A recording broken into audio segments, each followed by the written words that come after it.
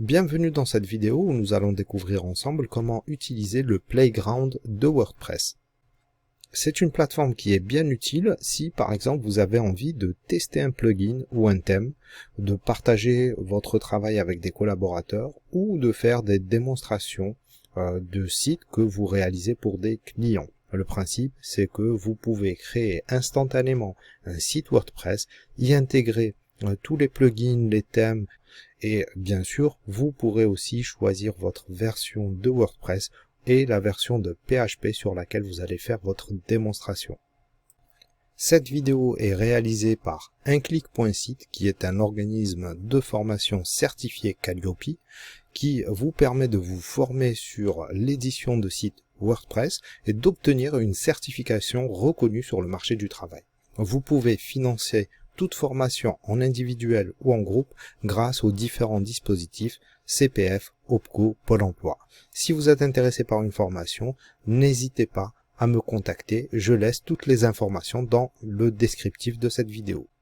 Pour accéder au Playground, rien de plus simple, il vous suffit de taper cette URL, playground.wordpress.net. Vous entrez cette URL dans votre navigateur et vous allez voir qu'instantanément, un site WordPress sera créé pour vous. C'est ce que d'ailleurs je vais faire devant vous. Et vous voyez qu'en quelques secondes, une installation de WordPress est en train de se préparer et elle sera disponible en mode édition. Donc voilà, mon blog a été créé. Je peux d'ailleurs me rendre sur la partie administration, donc le fameux dashboard de WordPress, et parcourir par exemple la liste des posts, c'est-à-dire des articles qui ont été créés. Ici, j'ai le post par défaut que je peux bien sûr éditer si je le veux. Je peux aussi créer un nouvel article en cliquant sur Add New. Vous voyez que j'ai le fameux éditeur Gutenberg qui se présente à moi et dans lequel je peux insérer du texte, des images, etc. Tout comme je le ferai sur une installation classique de WordPress. J'ai aussi accès à la librairie des médias, mais aussi à la section qui me permet de créer et de modifier des pages. Je peux aussi charger des thèmes. Ici, vous voyez qu'il n'y a qu'un seul thème, et si j'ai envie d'ajouter un thème, je clique sur Add New. À la seule différence près par rapport à une installation de WordPress classique, c'est que je n'ai pas accès à la librairie qui contient tous les thèmes. Donc la librairie de WordPress qui me permet de prévisualiser tous les thèmes. Alors là, il faut que j'ajoute mon thème via un fichier zip. Donc je conserve le thème que j'ai envie de tester sur mon ordinateur et je clique sur Upload thème pour le charger sur cette installation de WordPress. Et c'est exactement la même chose pour les plugins. Je ne peux pas avoir accès à la librairie des plugins, comme sur une installation classique de WordPress. Si j'ai envie d'ajouter un nouveau plugin, je clique sur Add New, mais je n'aurai pas la liste des plugins et je ne pourrai pas filtrer. Donc, il est nécessaire à ce stade, donc à l'heure où je tourne cette vidéo, d'uploader, c'est-à-dire d'envoyer le fichier zip contenant le plugin que j'ai envie de tester. Peut-être que par la suite, dans le futur, il y aura la possibilité de se connecter directement sur la librairie des plugins et de les installer, de les activer directement depuis l'interface. Pour accéder aux paramètres du Playground, il faut cliquer sur le bouton qui se trouve en haut à droite. Et comme vous le voyez, on peut adapter le Playground en choisissant la version de PHP sur laquelle on a envie de travailler. Par exemple ici, j'ai PHP 8, mais je peux très bien choisir une autre version de PHP afin de tester par exemple un plugin ou bien un thème. Je peux aussi choisir la version de WordPress, celle qui correspondrait éventuellement à la version que l'on utilise sur un serveur de production. Les versions disponibles à l'heure où je tourne cette vidéo sont affichées dans ce menu de sélection. Les autres options qui se trouvent au-dessus, ce sont des options en fait liées à la sauvegarde des données qui seront gérées par le Playground. Vous avez trois choix, soit de sauvegarder de manière temporaire, c'est-à-dire qu'à chaque fois que vous allez rafraîchir la page, l'installation va se réinitialiser. Vous avez le deuxième choix, Persistent, qui consiste en fait à sauvegarder toutes les données et toutes les modifications directement dans votre navigateur. Et enfin, vous avez la possibilité de tout sauvegarder dans votre dossier et qui se trouve directement sur votre ordinateur. Pour que ça soit plus clair, on va tester chacune d'entre elles. Je vais choisir la première, donc celle par défaut. Je vais simplement cliquer sur Apply Changes pour régénérer le site.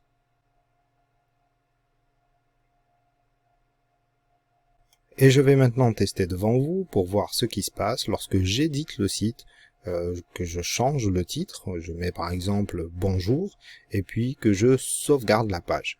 Dans un second temps, ce que je vais faire, c'est que je vais rafraîchir, actualiser la page de mon navigateur pour voir si les changements sont conservés ou pas.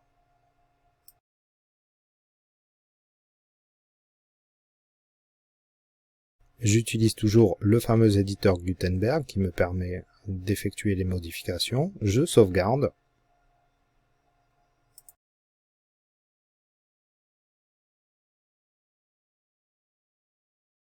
Je reviens sur mon dashboard et je visite la page d'accueil. Et comme vous le voyez, ma modification a été prise en compte. Et maintenant, je vais simplement actualiser la page de mon navigateur. Et comme vous le voyez, le Playground m'a généré une toute nouvelle instance, donc une toute nouvelle installation de WordPress. Je vais tester avec vous maintenant la seconde option, Persistent Stored in this Browser, ce qui signifie en fait que toutes les modifications seront conservées au niveau de votre session, au niveau de votre navigateur. J'ai aussi la possibilité, si par exemple j'ai effectué des changements au préalable, avant d'avoir choisi cette option, de faire un reset, c'est-à-dire de repartir de zéro en cochant cette sous-option. Je vais simplement la laisser telle quelle et je vais cliquer sur Apply Changes. Et là, un tout nouveau site WordPress va être généré et je vais effectuer exactement le même test que l'on a effectué avec la première option, à savoir changer le contenu du titre, puis rafraîchir la page.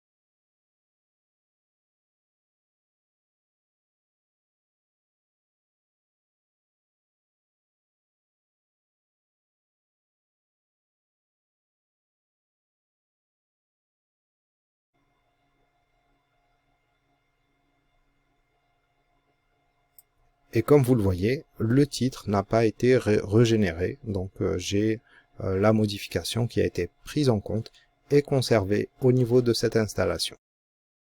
Et là, je vais m'intéresser à la troisième option. Donc, je me rends sur la partie qui me permet de définir les paramètres et je vais sélectionner ici Live Directory from your computer.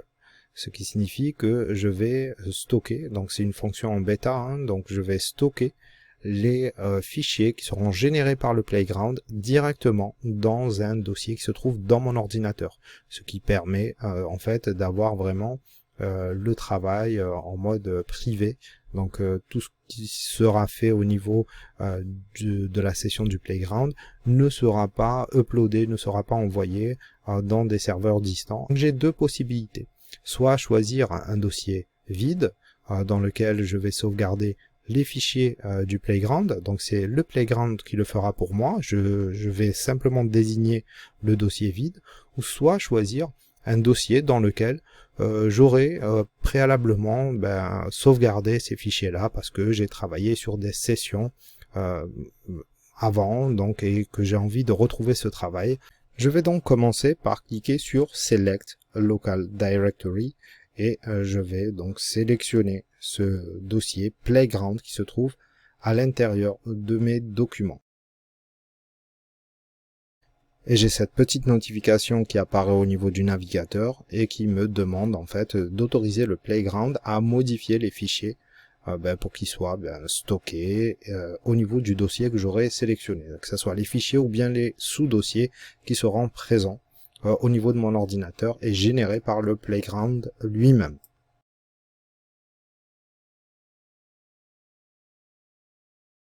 Et comme vous le voyez, la synchronisation s'effectue et le Playground est en train de sauvegarder tout un ensemble de fichiers, de dossiers, de sous-dossiers. Et une fois terminé, eh ben, je reviens sur mon interface, donc automatiquement, et j'ai ce fameux bouton Sync Local Files qui me permettra en fait d'effectuer une synchronisation entre les changements qui sont effectués depuis cette interface et les fichiers qui sont stockés directement dans mon ordinateur. Pour tester ce paramètre, je vais simplement ajouter un article de blog et voir comment est-ce que ça se passe lorsque je recharge la version qui est sur mon ordinateur, c'est-à-dire que je vais dans un second temps repartir sur une version vierge et je vais recharger tout le contenu du dossier qui aura été créé maintenant et sur une nouvelle session du Playground pour voir comment est-ce que ça se passe, est-ce que le site est régénéré, est-ce que je peux l'éditer ou pas.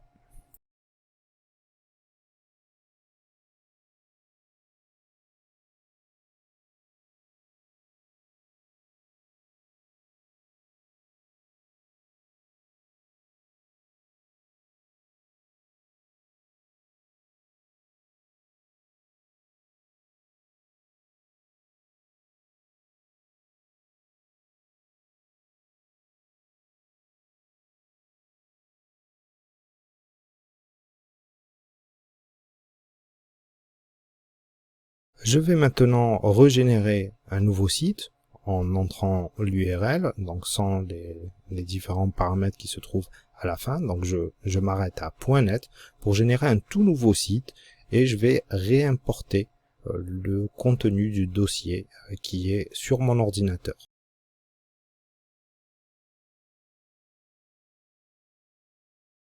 Et je vais maintenant sélectionner donc la troisième option et cette fois-ci on va partir sur Existing Playground Directory, c'est-à-dire que le dossier que l'on va sélectionner, ça sera un dossier qui contiendra déjà des fichiers qui auront été créés par le Playground. Donc en l'occurrence ici, c'est le fameux dossier Playground qui a été généré, dans lequel on a généré tous les fichiers il y a quelques instants.